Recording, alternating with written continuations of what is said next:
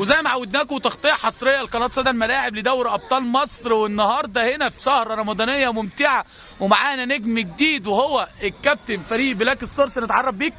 كابتن سكر، مدير فني فريق بلاك فورس مواليد 2013. النهارده يمكن لو حابب تهني الشعب المصري بمناسبه رمضان تقول له ايه؟ كل سنه وانتم طيبين، سنه سعيده عليكم ورمضان كريم وعادوا معانا بالخير والامن والبركات. لو النهارده حابب بقى توجه رساله لاولياء الامور للاعبين اللي جم صندوق خلال المباراه، يمكن ما شاء الله عامل فرقه كويسه خلال المباراه، يعني النهارده في افتتاح الدوره الرمضانيه لدوري ابطال مصر، كنا عايزين نعرف توجهاتك ايه للاعبين النهارده خلال المباراه؟ احنا النهارده الحمد لله كنا بنلاعب فرقه ممتازه، فرقه البايرن، مدرب محترم كابتن اسعد. قدرت اللعيبه كلهم يهتموا بالملعب، ما تخافوش، تضغطوا في كل حته، ما تسيبش فيها جوه بينك وبين زميلك، قرب تضغط من بعضها. والحمد لله قدرنا نعمل مباراه كويسه وتعادلنا معاهم وضيعنا اكتر من هجمه، فرصه واثنين وثلاثه، بس النتيجه بتاعت ربنا سبحانه وتعالى. شايف النهارده يمكن انت من خلال دوري ابطال مصر اللعيبه بتستفاد احتكاك كويس ليهم؟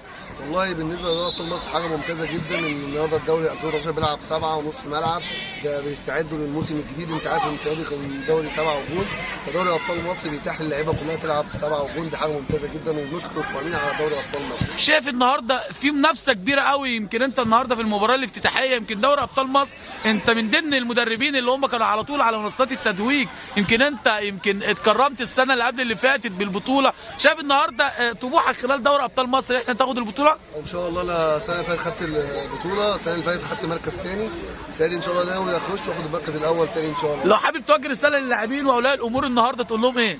شكرا على الاداء للعيبه وشكرا على التشجيع لاولياء الامور. نتمنى لك التوفيق كابتن ابراهيم سكر مدير فني فريق بلاك هورس، وانتظرونا وتغطيه حصريه لقناه صدى الملاعب لدوري ابطال مصر.